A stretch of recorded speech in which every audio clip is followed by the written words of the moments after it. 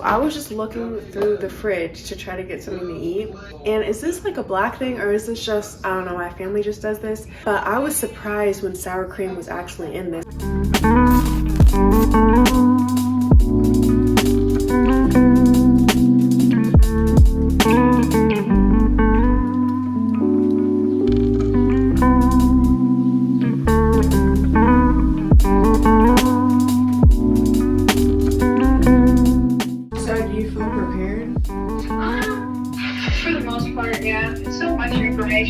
There's stuff I don't know, but I feel pretty good on like how to answer the test questions and like how to break down the information and make it basically shorten the number of options. Oh, okay. You know what I mean? Oh, like based on the information given. Process of elimination technique. Yeah. Okay. Everything. Look at this treasure so tall. Look at the real. I want more. Yes, how are I you? wanna be where the people are. Oh, when the people know. Ask all my questions. She said, ask them. Okay. Wow. Whew, that was good. That was good. I'm definitely putting that in my story. That was beautiful. I'm so excited for that movie. I never really cared for The Little Mermaid. Like, I never thought it was good or bad. I honestly don't even think I've ever seen the full, like, original movie of it. I only really cared about Aladdin because she was, when I was younger, she was the only, like, she was the darkest one, the darkest princess. So actually, hold on, I'll show you my cup. So my camera died, I didn't even realize. This was the Aladdin cup that I had, or that I got. Hopefully it's not blurry. But yeah, this was the cup I had. I got when I was in, I think I was like 12, the first time we went to Disney World. And that was the darkest princess, so that was the one I had to get, you know? Yeah, so it's just really cool to like see the growth and actually have a black princess. And then I got Princess the Frog. I think I was in maybe high school, college. So it took that long for them to have a black, a black princess. My camera died, so I was just like, you know what? Let me just get ready because I want to actually talk to you guys more and not hide from the camera. I literally was talking to you guys for like 5 minutes because I had pressed record and I guess it just died in the middle of me recording.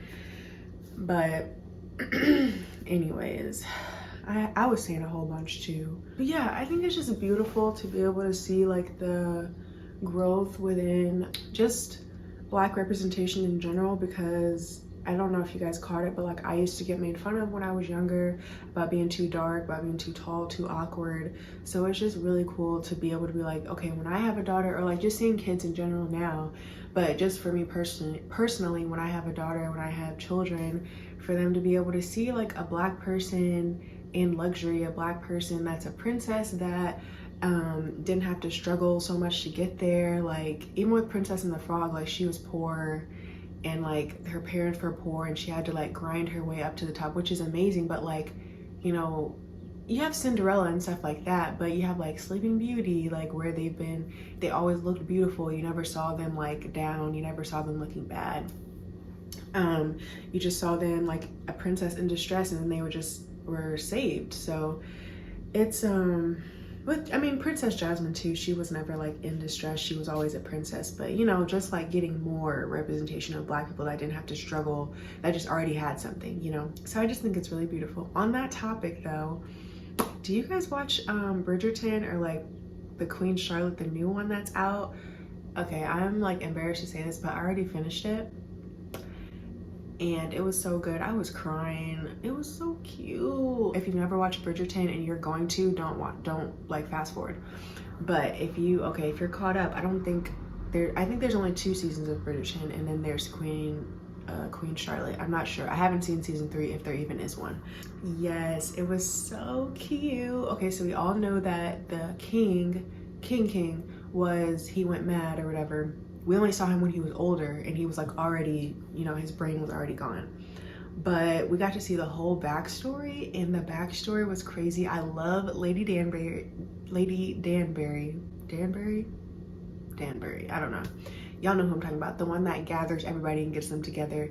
And you actually got to see like her husband actually, and then her outlook on marriage, and like going through that was so beautiful.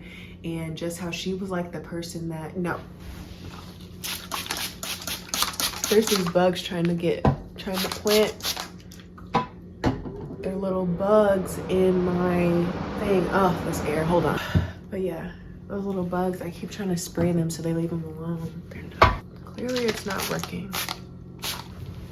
But yeah, so it was so beautiful to see the backstory of that. And what else? Just to see like the older women's backstories, because you just only learn about like the new princesses that are coming and that they're getting like matched with somebody. But to see the people, like the moms and the grandmas, of like their backstory, it was super cool. Because the queen, first of all, you realize how ride or die the queen is, or was, or is, whatever.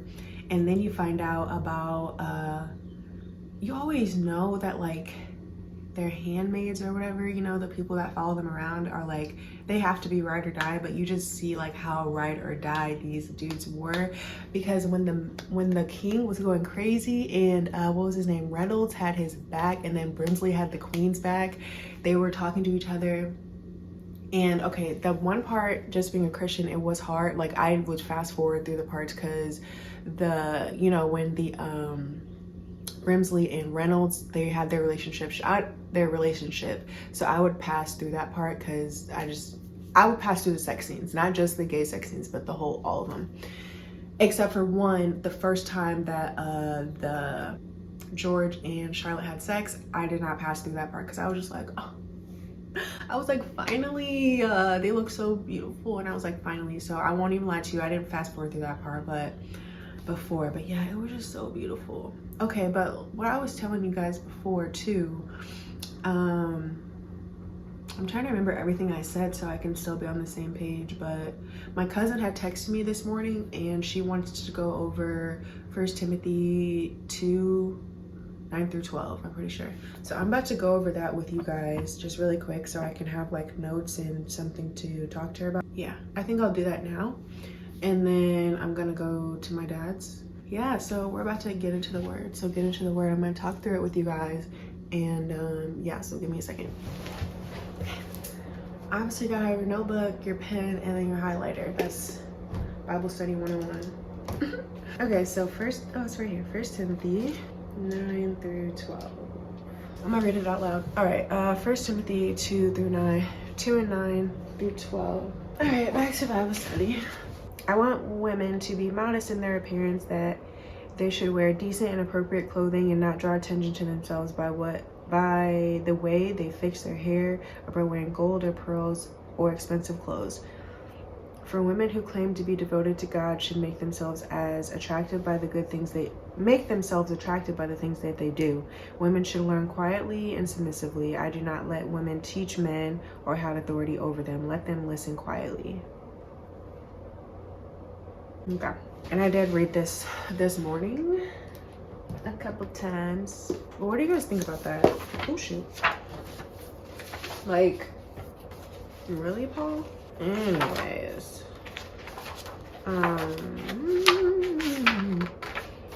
What's today's date? Okay.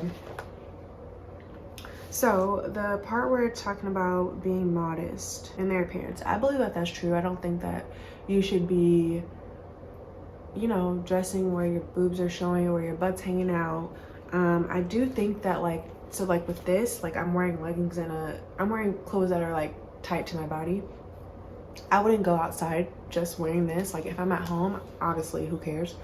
But to me, I just wouldn't feel comfortable, because you can see like too much of my body. Before I leave, I'll probably just put on like a big t-shirt so that like my waist isn't like showing too much. I don't know, I just feel weird. But like with the dress that I had on, if you saw my Instagram, the last reel that I posted on my Instagram, I'm wearing like a tight, oh, not like crazy tight, but like a dress where you can like see my shape.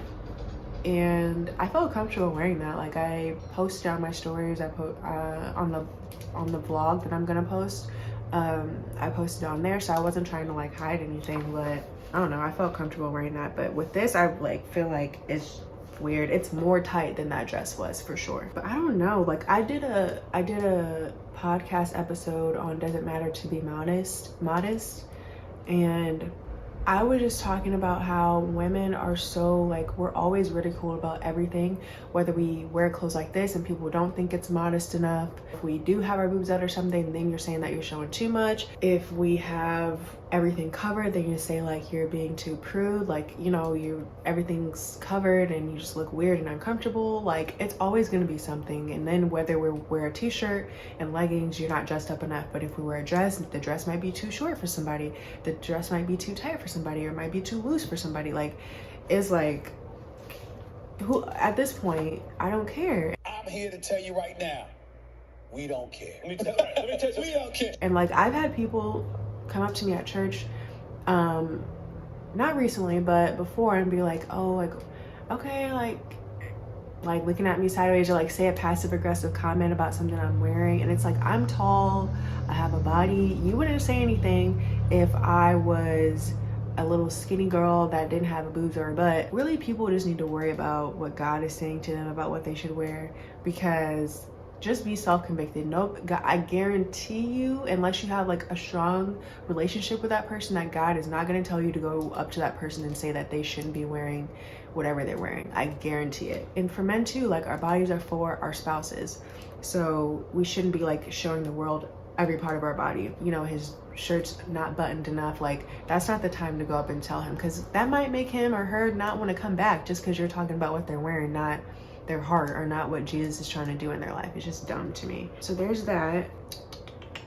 So verse 10, for women who claim to be devoted to God should make themselves attractive by the things that they do, which is true. It even says in Proverbs 31 that she's clothed with dignity, like, and she laughs at the days to come. Like, yes, you do want to have dignity. You don't want to be known as someone that's provocative, or, you know, just overly sexual by the way that you dress, or by your demeanor, or like the way you act. Like, you don't want to be known as someone like that. And I think it is especially important for like someone that is a representation of God, which is all Christians, but especially like a pastor, somebody that people are looking to as like a mentor, you know, because if you're somebody that's teaching the word and you're doing opposite of the word, then people that are looking to you are going to think it's okay to do what you're doing, right? So I do think that that's important too. But it just kind of was like, why does it seem like only women can be immodest when men can be is that a word, immodest?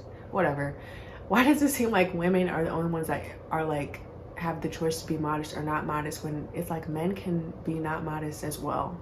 They can walk with their shirts, like, you know, those thigh-high shorts that their guys like to wear, and when they're like, they could be wearing like the wife beaters or something like that, or always having their shirts off, like stuff like that. Because you would think it was crazy if a girl showed up to like play a basketball game or whatever, and she just had a sports bra on and some shorts, like a Christian view, not worldly view, Christian view. You would think that like, why is a girl wearing only a sports bra? But guys will take their shirt off or play shirts and skins, like, you know what I'm saying, that type of stuff, where it's like, that's still tempting too. Like, women can be tempted by that too. So like, it's the other way around as well. Verse 11, women should learn quietly and submissively.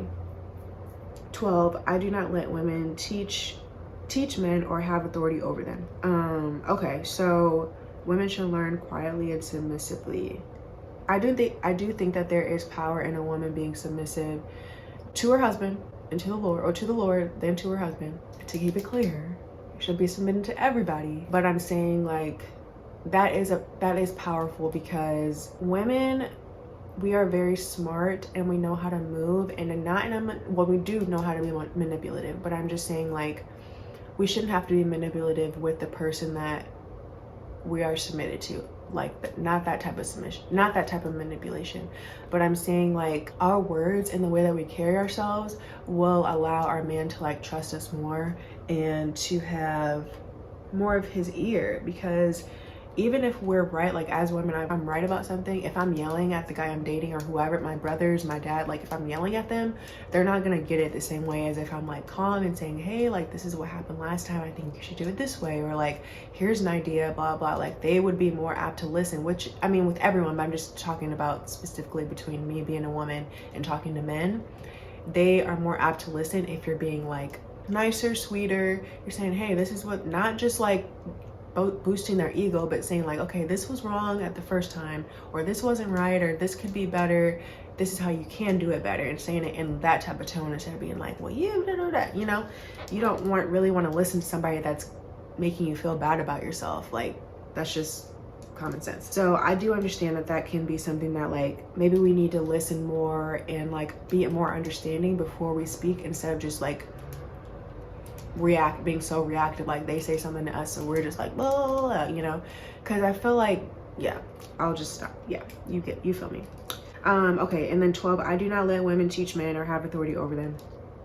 Okay, he says I, so it can be his opinion, right? But I do understand that like I've been in relationships where the guy is like, I may know more about something that like a guy should do, or what would be the better decision, but I'm a woman, so telling a man how a man should be is like, no, I'm not gonna listen to you, you don't understand me. So like I understand that part of like, we can't teach men how to be men, like, and I've tried to do it, I'm telling you, I've tried and it does not work.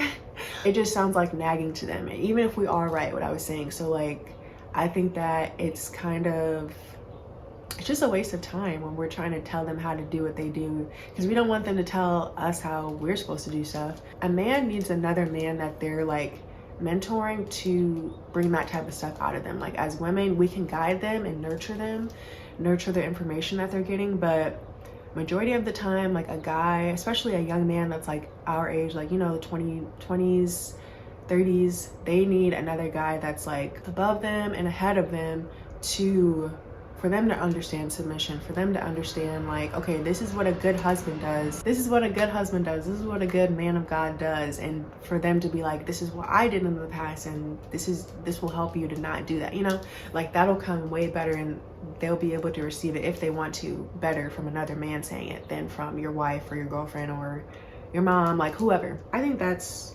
good. I feel like some people think like to teach at all. I think what people think Paul means is like to teach at all, but he's like, no, he's saying women should teach women, men should teach men. That's what I'm getting out of that, to not have authority over them.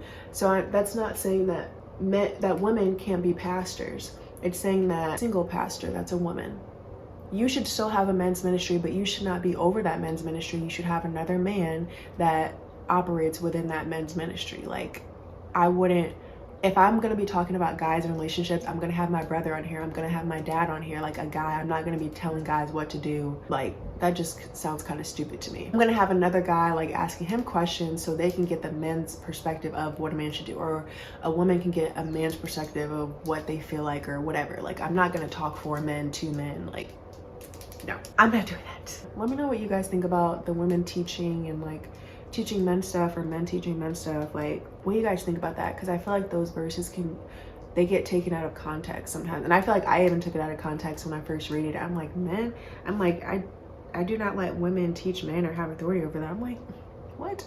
But you know, when you're reading it and thinking about it, it's like, yeah, that makes sense. Like what I already thought is confirmed, you know? Yeah, okay, Bible studies over. I'm going into my room real quick. Oh, I forgot my water. Anyways, okay. I think I might have to go to TJ Maxx to return some stuff, eat some food. I haven't eaten all day, and it's like 1:30. It's probably like 2 o'clock right now, and I haven't eaten. So go to my dad's, eat, laundry, return some stuff while the laundry's going. So yeah, I might take you on some of the stuff. I don't really know, but we'll see. I did want to go skating too. I had a lot of stuff I wanted to do, but we'll see. We'll just see. How do I tell myself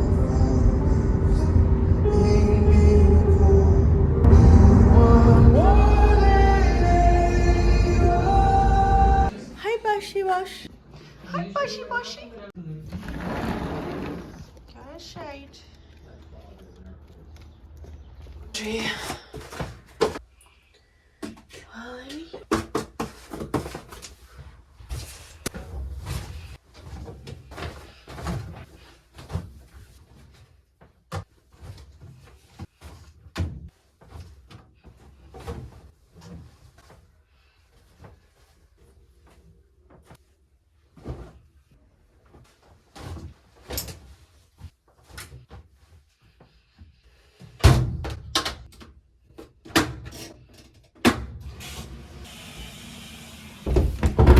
And Mother's Day was yesterday. These are the flowers I got my stepmom.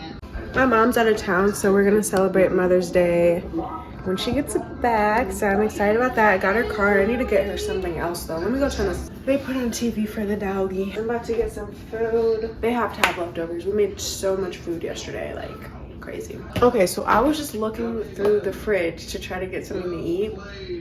And is this like a black thing, or is this just, I don't know, my family just does this? But I was surprised when sour cream was actually in this, because I was like, oh, we have leftovers, like where did I put it? And I felt like the film, and I was like, oh, this is actually sour cream. Like I thought something else was in there. And it was just funny because I was like, I'm so used to having leftovers and like random stuff. I'll show you the cupboard of like all the random like Tupperware that we've just saved, and like now it's like old butter cupboards, like old butter, old sour cream butter, like I don't know, it could be yogurt, like random things where you just like keep the Tupperware and you use it for like leftovers or like lunch or whatever. And that's just like, it was just funny to me because I was like, I was surprised that sour cream was actually in here. Let me know if you or your family like does that too.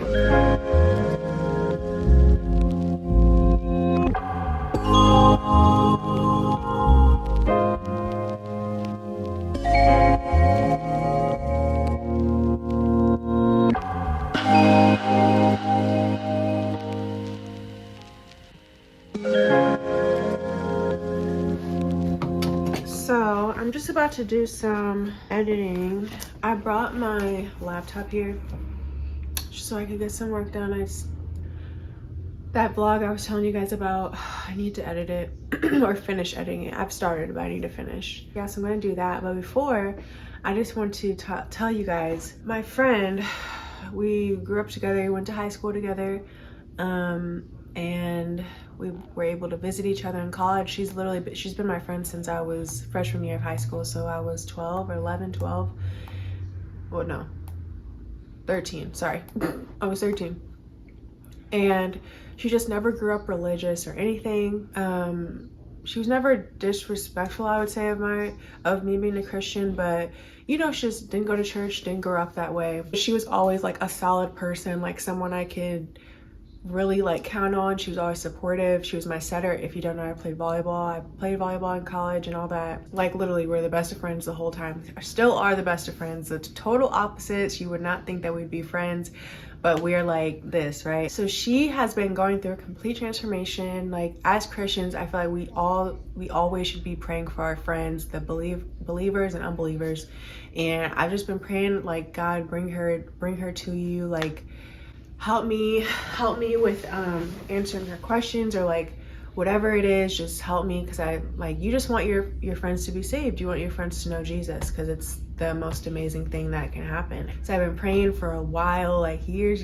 Recently, it's been like the end of last year up until like recently, she has just been completely transformed. Like she's going to church. She still wouldn't say like identify as a Christian, but she's been reading her Bible. She loves audiobooks, so she bought like the NIV version for audiobooks and did that. Like she'll ask me questions. She loves YouTube, so she'll like send me YouTube videos of just questions that she has. 2 weeks ago, I think it was, I was having a terrible day. I had a really I didn't know why I was having a terrible day, but I just kind of had an attitude. We were on FaceTime and she's like, yeah, I could tell you had a bad attitude, like being like, she's super goofy. Oh yeah, okay, so she did a podcast with me called A Kinda Christian. That was when it first started. If you go listen to that and like then come back to the story that I'm about to tell you, it is two completely different people. I can't, like, it makes me emotional when I think about it. Crazy. She's like, yeah, I could tell you had a bad attitude, like making jokes, but whatever. And I'm like, yeah. And she's like, do you want me to pray for you? And I was like, what? And she's like, yeah, I'll pray for you. I'm like, okay. So then she started praying for me, and like, you know, the perception of like when people are like, oh, Christians, like, oh, our Father in heaven, like, yes, that is a good prayer, obviously that's the sinner's prayer, but like, she was praying, she wasn't putting too much on it, like it was just a conversation that she was having with God and me and her, and it was so beautiful to be able to like see her pray. And she was just being herself, talking to God, and it was exactly what I needed. She said the things I needed to hear, and it was a beautiful prayer. And I was like in such a mind fog that day that like I literally prayed the next day, or no, that day. I was like, God, I know I am not feeling the full weight of this because I'm just in my own mood, but I need you to run it back and show me that again, because that was crazy. My friend that is an unbeliever that used to cuss and like, I don't like, it's just like, what? Like, you would never think that Lexi would be this type of person, who she is, who she's becoming. And I've always told her, I'm like, you're so good with people. She's a recruiter, so she's good with talking to people that she doesn't know. I'm like, you will be an evangelist. Like, I know it. Like, it was like the Holy Spirit was telling me that she's gonna be an evangelist. She loves talking to people. She talks to anybody. Like, she keeps things light. She keeps things positive. That's just who she is. It's just too much. Fast forward, right? So yesterday, I skipped a part. So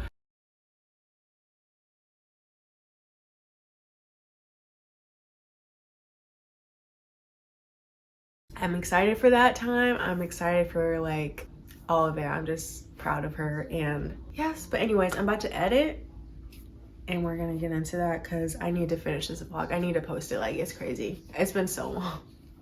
All right. Okay, so I just changed the laundry, but I had to show you. These videos are killing me, though. Y'all.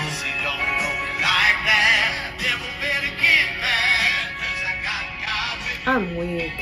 I mean, I'm not weak.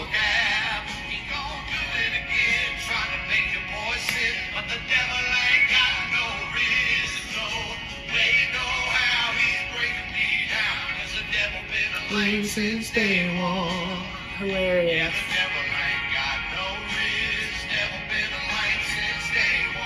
I can't. Like, Trill song? Oh god. That's, oh. Who is it? Mitchell Ferguson. Mitchell _ Ferguson is his ad. Hilarious. So funny. Okay, now I'm really gonna edit. I'm gonna hit him with the blicky.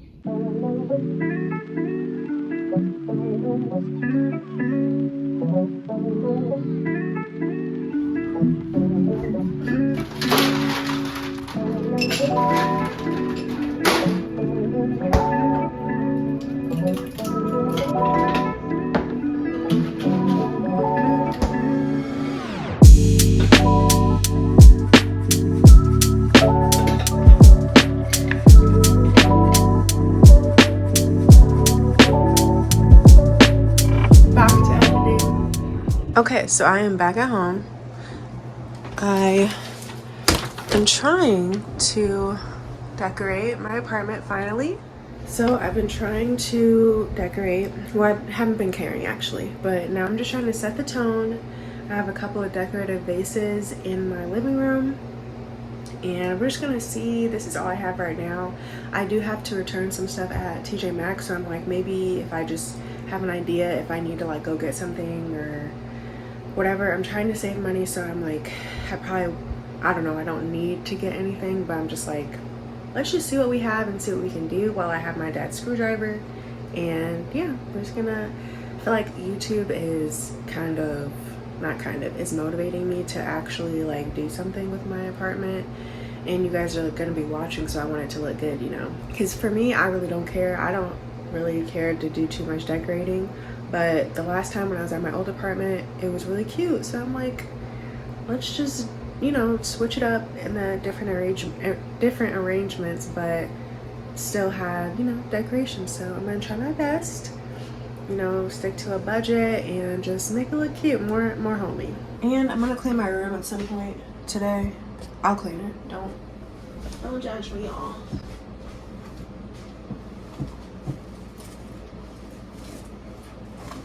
Okay, so change of plans, my cousin ended up calling me, and I think that's, sorry. So yeah, my cousin ended up calling me, and we're on the phone for like an hour, and then I feel like somebody else, yeah, I was gonna decorate, but then we were talking for like an hour, and then I'm hungry, so I'm just about to make this ramen, regular ramen, and then I'm gonna chill and continue editing, and I'm about to do these dishes while the ramen boils, just to like get them out of the way for the night. And yeah, then I have to return the screwdriver to my dad and pick up my laundry. So that's what we're getting into tonight. It's 7 o'clock. Well, no, 7:12. So I'm about to watch a YouTube video while I do the dishes. To come on and want to stop you from obeying God and destroy. And so they will cause you to not want to obey God, even though your spirit actually wants to obey God. So you find yourself in this horrible tug of war.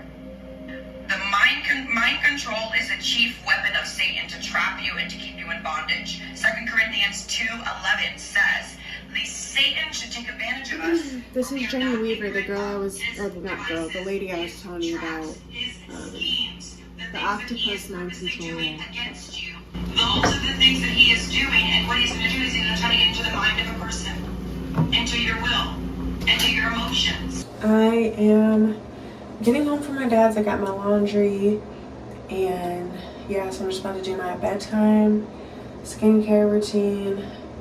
Well, actually, no. After this, I'm gonna get in the shower. Then I'm gonna, no. I'm about to take off my makeup. Then I'm gonna get in the shower. Then I'll come back out, do my skincare routine, and then spend some time with Jesus. Because, yeah, he put something on my heart, so I'm gonna follow that out. And spend some time with him and get set up for tomorrow. Hopefully, I'll be able to go to this Naomi Rain concert. I'm really excited. I do need to request the time off, but I feel like my supervisor will be pretty cool about it. But yeah, hopefully she'll be good about it, but I'm excited. So yeah, I'm about to take my makeup off, get in the shower, and get into it.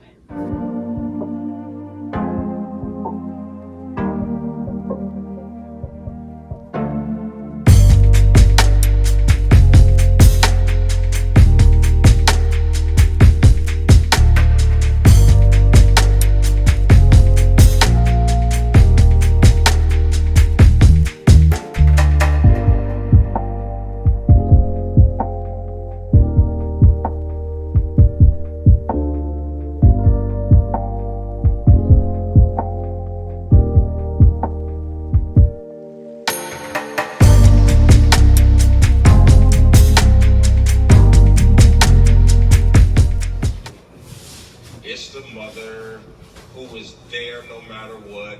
It was the mother who, as they say, did it right or whatever. But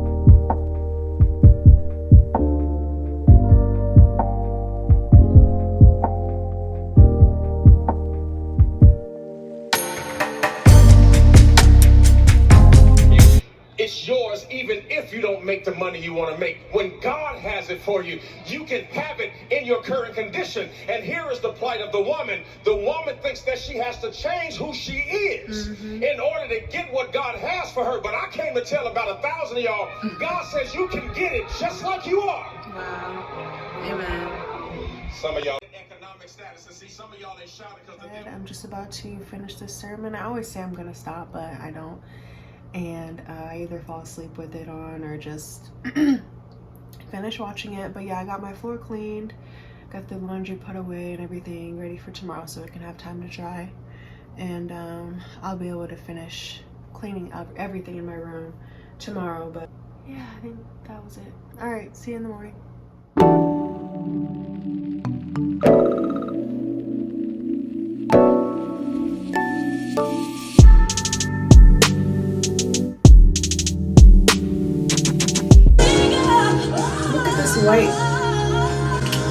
White cast on my face.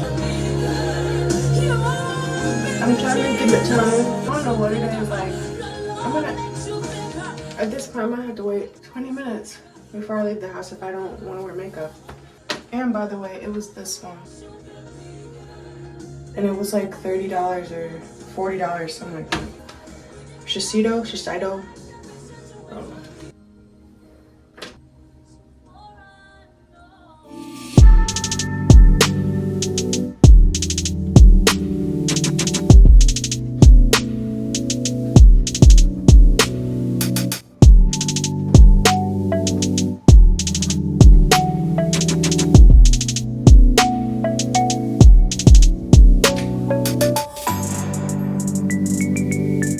Alright y'all, this is the end of the vlog. I hope that you guys liked it. I'm going to work now, but yeah, I'm just glad that you were able to spend the time with me, spend yesterday with me and this morning with me. Make sure you like, comment, subscribe, comment your favorite part, what you like more or what you want more of, what you don't like, or whatever you want to comment. And yeah, I'll see you in my next video. Bye.